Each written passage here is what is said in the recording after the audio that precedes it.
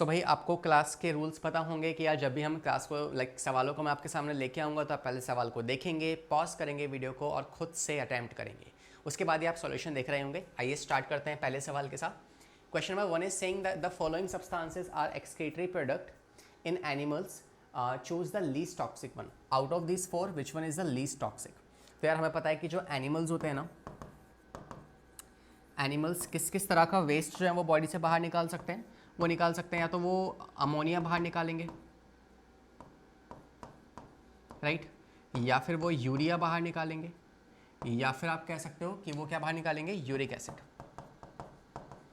तो depending upon क्या waste बाहर निकाला जा रहा है उसी बेसिस पे उसका नाम पड़ता है, लाइक अमोनोटैलिक, यूरियोटैलिक और यूरिकोटैलिक, है ना। तो अमोनिया को बाहर निकालने के लिए मैक्सिमम वाटर की आवश्यकता होती है because it is most toxic. So it is most toxic. बात करें यूरिया की तो इट्स मॉडरेटली टॉक्सिक। तो ठीक ठाक पानी चाहिए होगा, बहुत ज़्यादा भी नहीं चाहिए, बहुत कम भी नहीं चाहिए। लेकिन यूरिक एसिड को निकालने के लिए हमें इट्स लीस्ट टॉक्सिक, तो हमें सबसे कम पानी चाहिए होता है इसको बाहर निकालने के लिए। Even we can just remove it in the form of semi liquid form, या पेस्ट की फॉर्म में इसको बाहर निकाल सकते हैं। होता है ना, कबूतर उड़ा, है ना, वो जो भी है, ठीक है। तो that is uric acid, actually it's a paste की फॉर्म में वो अपने वेस्ट को बाहर निकाल रहे हैं। तो सवाल पे आते हैं, इनमें से कौन है लीस्ट टॉक्सिक। तो आप जानते हैं यूरिक एसिड जो है वो लीस्ट टॉक्सिक है, urea moderately, ammonia most toxic, CO2 को हम नोज के थ्रू बाहर निकालते हैं, लंग्स के थ्रू। तो इट्स नॉट समथिंग कि हम उसको एज अ वेस्ट बाहर निकाल रहे हैं, ऑल द वेस्ट ही है, मगर यहाँ पे option number B is a correct answer. Okay, next सवाल कह रहा है कि filtration of the blood takes place. Filtration of blood कहाँ पे होता है आपको ये बताना है।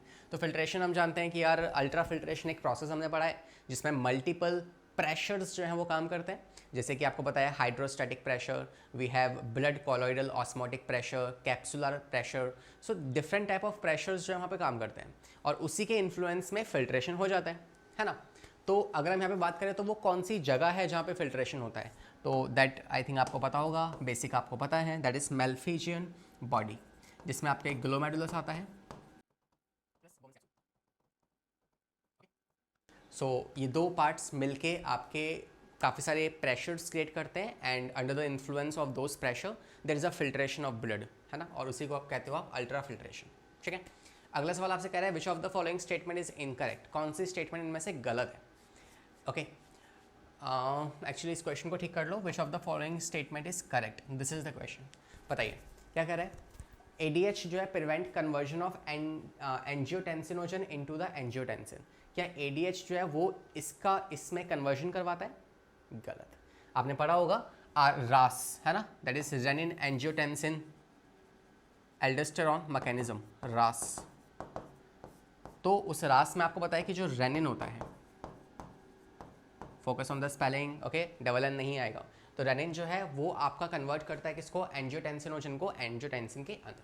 सेकंड आपके पास कह रहा है aldosterone. Aldosterone facilitate the water reabsorption.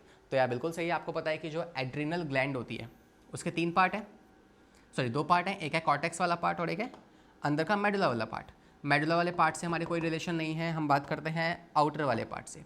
Outer वाले पार्ट में आपके 3 जोन्स होते हैं, zone of glomerulosa, zone of fasciculata, zone of reticularis. तो ये जो 3 जोन होते हैं ना, इसमें से जो सबसे आउटर मोस्ट जोन होता है ये वाला, इस जोन में कुछ ग्रुप ऑफ हॉर्मोन्स पाए जाते हैं। What is this zone, this is zona glomerulosa. And इस जोन के अंदर क्या पाया जाता है, यहाँ आपको मिलेगा कुछ, यहाँ पे मतलब कुछ ग्रुप ऑफ हॉर्मोन्स जो हैं वो बनते हैं जिन्हें आप कहते हो, जिस कैटेगरी को आप कहते हो मिनरेलोकॉर्टिकॉइड, रेलोकॉर्टिकॉइड।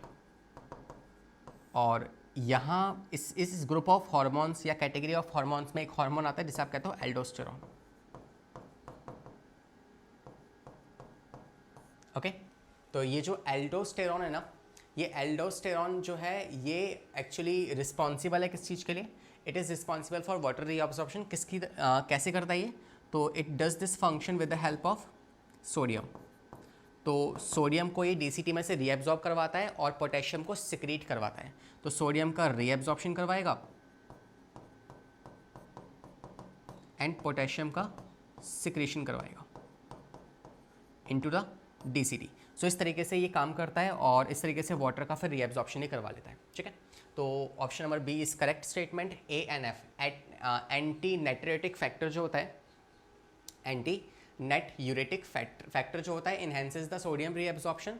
दिस इज ऑल्दो इनकरेक्ट, ये भी गलत है आपका, है ना, बिकॉज ANF जो होता है ये आपके वैसो डायलेशन की तरह काम करेगा। जब BP या ब्लड प्रेशर इंक्रीज होगा तो उसको ये डिक्रीज कर देगा। ठीक है, तो ये आपके रेनिन को स्टॉप करने में काम आता है, रेनिन को स्टॉप करने में काम आता है।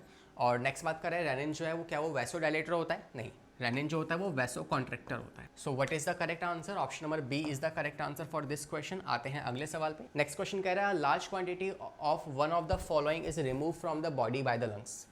क्या है जो कि ज़्यादा मात्रा में हमारी बॉडी से रिमूव किया जाता है इन चारों में से? देखें भाई, तो CO2, H2O, CO2 and H2O या फिर आपका अमोनिया।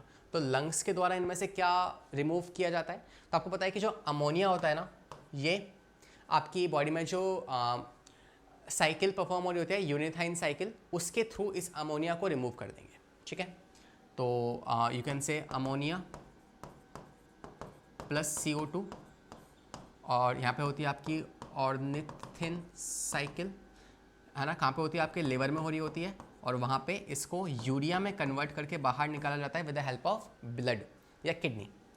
तो इस चीज़ को हम किडनी तक पहुँचा देंगे with the help of blood और वहाँ से ये बॉडी से रिमूव हो जाएगी। तो बॉस क्वेश्चन में पूछा गया कि बताओ लंग्स से कौन बाहर निकलता है? तो देखो वाटर भी और CO2 भी, दोनों ही चीज़ें जो हमारी नोज़ के थ्रू या लंग्स के थ्रू बॉडी से बाहर एक्सेल आउट की जाती है। क्या सर पानी भी किया जाता है?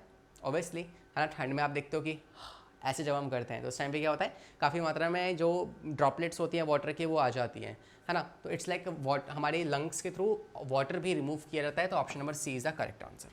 अगला सवाल देखो भाई, pH कितना होता है? तो इट्स वेरी सिंपल, कुछ खास डिटेल है नहीं, सिंपल आपको डेटा ही याद रखना है। तो आपका जो pH होता है of the urine, it's slightly acidic, slightly acidic होता है। तो वी कैन से 6.5 जो है ये होता है। दैट इज़ वाई, है ना, अगर पब्लिक टॉयलेट जो होता है ना, शौचालय, वहाँ पे आपने देखा होगा कि यार कभी कभी ना एक लाइक स्मेल आ रही होती है, that's a kind of a pungent smell. तो पहली चीज़ तो क्या होता है कि वो बिकॉज ऑफ दिस यूरिन की वजह से ही बनती है, बिकॉज अमोनिया वहाँ पे डिग्रेड हो रहा होता है।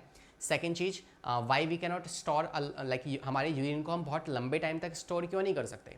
The reason behind this is कि भाई वो एसिडिक होता है और अगर वो एसिडिक होगा तो यूरिनरी ब्लैडर की जो वॉल होगी ना, उसको डिग्रेड, उसको ख़त्म या उसकी सेल्स को डिस्ट्रॉय करना स्टार्ट कर देगा।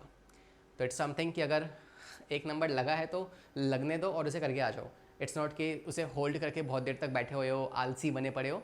It's not good for the health. Okay, अगला सवाल कह रहा है different type of excretory structures and animals are given below, match the appropriate one. Correct बताना है कौन सा सही है।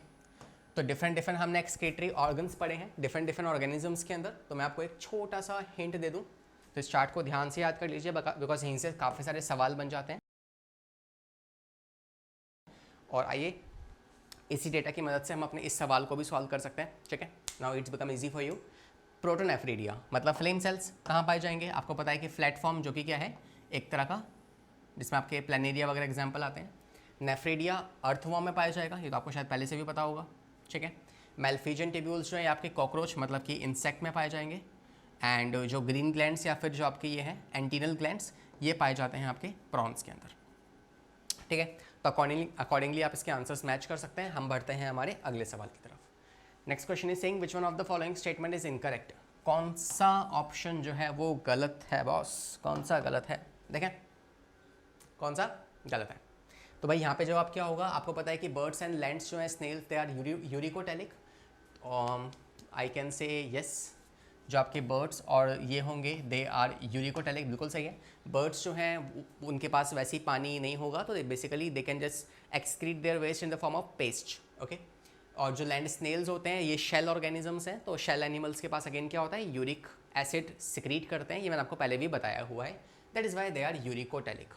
मैमल्स होते हैं और जो फ्रॉग होते हैं, क्या वो यूरियोटेलिक है? बिल्कुल सही। लेकिन फ्रॉग का जो लार्वा होता है टेडपोल, वो अमोनोटेलिक होता है। बट यहाँ पे इसने टेडपोल की बात नहीं करी है, इसने सिंपल नॉर्मल फ्रॉग की बात करी है। तो they are also ureotelic, that means they excrete urea. Okay, next aquatic amphibians, aquatic insect, तो भाई जो भी एक्वेटिक होंगे वो तो अमोनोटेलिक होंगे, मतलब वो अमोनिया एक्सक्रीट करेंगे। लास्ट बात करें बर्ड्स की, तो बर्ड्स आपको पता है कैसे होते हैं, यूरिकोटेलिक, मतलब यूरिक एसिड निकालेंगे, यहाँ लिखा हुआ है urea, which is wrong.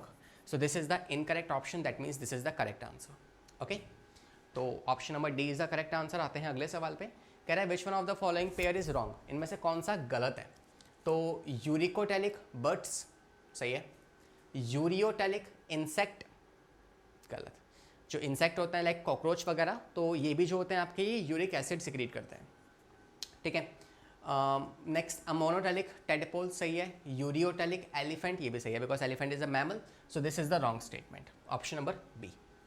Next सवाल, अरे देखो पहले इस क्वेश्चन को आप अच्छे से रीड कर लो, फिर हम इसे सॉल्व करते हैं, है ना। First to read all the options, pause the video, read it, hopefully आपने कर लिया होगा। देखो सवाल कह रहा है कि विच of the following is incorrect, कौन सा इनमें से गलत है, ठीक है। ढूंढते हैं भाई, रीड करना स्टार्ट करते हैं। कह रहे हैं the medullary zone of the kidney is divided into conical masses called as medullary pyramids projecting into the calyces, बिल्कुल सही है ना। Like for example if we have this kidney, pink kidney, and we have some conical structures which we call them medullary pyramids. और ये जो medullary pyramids हैं ये कहाँ पे प्रोजेक्टेड हो रखे हैं इनवर्ड्स, तो यहाँ पे जो कैलिक्स वाला पोर्शन होता है ना, we have minor calyx and major calyx, तो ये जो कैलिक्स वाला पोर्शन है इसकी तरफ प्रोजेक्ट है, बिल्कुल सही स्टेटमेंट है। नेक्स्ट कह रहा है inside the kidney the cortical region extends in between the medullary pyramids as renal pelvis. तो ये जो मेडुलरी पिरामिड्स के बीच का ये जो रीजन है ना, क्या इसे हम पेल्विस रीजन कहते हैं, सॉरी क्या इसे हम रिनल पेल्विस कहते हैं, नहीं, it is called as column of Bertini, column of Bertini, fine. So ये स्टेटमेंट हमारी हो जाती है wrong, that means it's the incorrect statement. और बाकी सारे ऑप्शंस जो हैं वो ठीक होंगे, चाहे तो आप रीड भी मार सकते हैं, बट हाँ फिर भी हम एक और ऑप्शंस देख लेते हैं। लाइक ग्लोमेरुलस जो होता है along with Bowman's capsule forms the renal corpuscle, बिल्कुल सही है। आप चाहे तो रिनल कॉर्पस्क्यूल कहो या फिर इसे मेल्फिजियन कॉर्पस्क्यूल कहो, दोनों ही एक बात होती है। Next renal corpuscle, PCT, DCT and ये सब जो होते हैं, क्या ये आपके कॉर्टिकल रीजन में होते हैं, बिल्कुल सही। So we have this medullary region, outer region is called as cortical, cortex में आपके पीसीटी, डीसीटी और renal corpuscle that is malpighian corpuscle पाए जाएंगे। Loop of Henle is the only part जो कि आपके मेडुलरी रीजन में पाया जाएगा, fine. So this question is also done. आते हैं अगले सवाल पे, condition of accumulation of urea in the blood is. पहली बात तो भाई नॉर्मल अमाउंट कितना होता है ना, बॉडी के अंदर कितना यूरिया जो है वो नॉर्मल लेवल में पाया जाता है। तो जो नॉर्मल लेवल है ना, normal value of urea in blood that is 17 to 30, ठीक है, 17 to 30 मिलीग्राम पर डेसीलीटर ऑफ ब्लड, ठीक है। इतने ब्लड में इतना इज द नॉर्मल वैल्यू। अगर को इससे ज़्यादा होगा तो अगेन कॉम्प्लिकेशंस होने चालू हो जाएंगी। तो कह रहा है एक्यूमुलेशन ऑफ यूरिया से इनमें से क्या हो सकता है, तो यूरेमिया हो जाएगा, सॉरी यूरेमिया हो जाएगा, ठीक है। That is excessive amount of urea in blood, that condition is called as uremia. बाकी आप होता है ग्लोमेरुलोनेफ्राइटिस क्या होता है, इसमें जो आपके ग्लोमेरुलस होता है वो डिस्ट्रॉय होना या फिर नेफ्रॉन की डिस्ट्रॉय होना चालू हो जाता है, that is why it happens. Keto urea में क्या होता है कि जब आपके यूरिन के अंदर कीटोन बॉडीज हो, कीटोन बॉडीज कैसे बनती है, फैट के मेटाबॉलिज्म से, तो that can actually leads to keto urea, ठीक है। तो that is something we can define here. और रिनल कैल्कुलाई क्या होता है, ये आपका सिंपली किडनी स्टोन, फाइन। अगला सवाल देखो, कह रहा है which one of the following is known as an anti diuretic hormone. तो एंटी डायूरेटिक हार्मोन मतलब एडीएच की बात कर रहे हैं। तो एडीएच का दूसरा नाम क्या होता है, तो एडीएच का दूसरा नाम जो है आपको पता है कि वेसोप्रेसिन के नाम से भी इसको आप जानते हो, विच इज़ अ वेसोकॉन्ट्रिक्टर, ठीक है। तो एडीएच जो होता है ये आपके वाटर रीएब्जॉर्प्शन में हेल्प करता है, एंड अनदर नेम इज, दूसरा नाम क्या है इसका, वेसोप्रेसिन। कौन रिलीज करता है इसको, बताओ भाई, that's a question for you. कौन सा वाला जो ग्लैंड है आपकी बॉडी के अंदर जो इसको रिलीज करता है? सोचो। Next, match the following column, इनमें से आपको सही मैच करना है, तो हम सिर्फ मैच कर देंगे, ऑप्शंस आप ढूंढ लीजिएगा प्लीज़, है ना। देखिए सवाल पहला है प्रॉक्सिमल कॉन्वर्टेड ट्यूब्यूल, मतलब पीसीटी की बात कर रहा है, तो पीसीटी में आप जानते हैं क्या होता है आपका ये रीएब्जॉर्प्शन होता है 70 to 8% ऑफ इलेक्ट्रोलाइट्स, तो इसका थर्ड हो गया, है ना। अच्छा, पीसीटी में किस चीज़ का 100% रीएब्जॉर्प्शन होता है? सो वी हैव अमोनिया, है ना। अमोनिया का वहाँ पे 100% रीएब्जॉर्प्शन और ग्लूकोज का 100% रीएब्जॉर्प्शन हो जाता है। इसके अलावा बात करें loop of Henle, loop of Henle क्या करता है? लूप ऑफ हेनले में होता है counter current mechanism, and counter current mechanism जो है दोनों ही दिए हुए हैं यहाँ पे, तो अगर हम मैच करेंगे तो हम कह सकते हैं, अच्छा रिनल कॉर्पस्क्यूल का तो हो जाएगा आपका फिल्ट्रेशन ऑफ ब्लड, है ना, दैट इज अल्ट्रा फिल्ट्रेशन, तो इसको मैच कर दें इससे, ठीक है। नेक्स्ट आप कह सकते हो कि maintain the concentration gradient in the medulla, तो मेडुला में कॉन्सेंट्रेशन ग्रेडियंट जो है वो कौन करता है? Loop of Henle. ये जो होता है ये मेडुला के अंदर कॉन्सेंट्रेशन ग्रेडियंट बना कर रखेगा with the help of counter current mechanism, और ये रहा काउंटर करंट मैकेनिज्म, ये करता है काउंटर करंट मैकेनिज्म जो है ये फॉर्मेशन ऑफ कॉन्सेंट्रेटेड यूरिन करता है, ठीक है। और इसके अलावा लास्ट कौन सा बच गया? डीसीटी। डीसीटी में क्या होता है? आयोनिक बैलेंस जो है वो मेंटेन होंगे, और ये बन गया हमारा मकड़ी का जाला, हाँ ठीक है। ऑल दो मैं मैच कर देता हूँ, डोंट वरी, है ना, आप कंफ्यूज हो जाएंगे। काउंटर करंट में डी का फर्स्ट हो जाएगा, तो डी का फर्स्ट इस एक सेकेंड, यहाँ शायद कुछ गड़बड़ हुई है ना, एक बार वापस से रीमैच करते हैं इनको। तो अगर इनकी रीमैचिंग अगर हम करें तो हम सिंपली कह सकते हैं ओके, पीसीटी का आपको पता है इसका ये हो जाएगा, ठीक है। रिनल कॉर्पस्क्यूल पता है आपको, फिल्ट्रेशन ऑफ ब्लड करेगा, तो इसका सेकंड हो जाएगा। तो भाई देख लो, ए का थर्ड, डी ई का सेकंड, ए का थर्ड, ई का सेकंड इसमें है, बस इन दोनों में है, तो इन दोनों को काट दो, ठीक है। इसके बाद अगर हम बात करें डीसीटी क्या करता है? आयोनिक बैलेंस को मेंटेन करेगा, तो आप कह सकते हो सेकंड का फोर्थ हो जाएगा, तो बी का फोर्थ इसी है, मतलब ये सही है।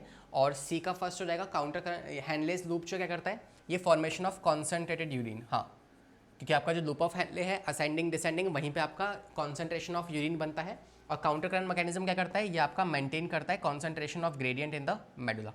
सो भाई option number B is the correct answer, ठीक है। ध्यान से करने हैं मैच वाले ऑप्शंस, बिकॉज इसमें थोड़ा बहुत कन्फ्यूजन हो जाता है। आते हैं अगले सवाल पे, कह रहा है ग्लाइकोसूरिया। ग्लाइकोसूरिया क्या होता है? अगेन आपके यूरिन में अगर ग्लूकोज की मात्रा पाई जाएगी तो उसे कहते हैं ग्लाइकोसूरिया। इसके लिए एक छोटा सा डेटा आप याद रखिएगा मेरी तरफ से, कि भाई ग्लूकोज का जो लेवल होता है ब्लड में वो नॉर्मल कितना होता है? That is 80 to 100 ml per 100 like milligram पर 100 ml of blood.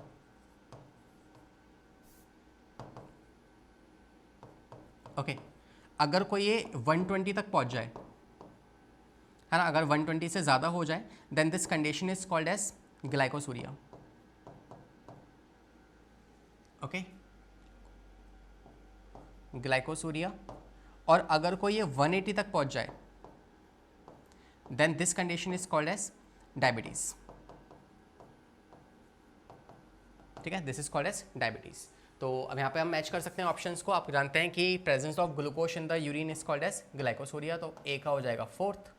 Next, got क्या होता है? Gout is inflammation in the glomerulus, no accumulation of uric acid. तो गाउट इज अ डिसऑर्डर जहाँ पे there is an accumulation of uric acid in the joints. ये हम skeletal system में पढ़ेंगे। रिनल कैल्कुलाई जो होता है ये क्या होता है? तो आपको पता है कि ग्लोमेरुलर नेफ्राइटिस हो जाएगा आपके पास, inflammation in the glomeruli, and इसका हो जाएगा आपका थर्ड। तो अकॉर्डिंगली आप मैच कर सकते हैं, ठीक है। अगला सवाल कह रहा है we can produce a concentrated या फिर डाइल्यूट यूरिन, बिल्कुल सही है। This is facilitated by a special mechanism. What is the name of that mechanism? Counter current mechanism, simple, है ना। तो ये कहाँ पे होता है? ये आपका काउंटर करंट मैकेनिज्म से होता है, जिसकी वजह से हम कॉन्सेंट्रेटेड या फिर डाइल्यूट यूरिन जो है वो प्रोड्यूस कर सकते हैं। डन। तो भाई हमारे सारे सवाल यहाँ पे होते हैं ख़त्म, एंड होपफुली आपको ये सबको समझ में आए होंगे। ज़्यादा मुश्किल सवाल नहीं थे, है ना, बस मैच द फॉलोइंग आपको ध्यान से करने हैं। और that's about this session, hopefully you like it. मिलेंगे हमारे नेक्स्ट सेशन में ह्यूमन फिजियोलॉजी के, जहाँ पे हम अगेन एनसीईआरटी एग्जाम्पलर डिस्कस कर रहे होंगे। So keep doing your studies. If you have any suggestion for me, please let me know in the comment section. Hit the like button if you like the video. And अगर आप चाहते हैं कि ऐसे ही और भी वीडियोस आप तक पहुंचती रहें तो make sure to subscribe the channel. Will take care. Bye bye. पढ़ाई करते हैं.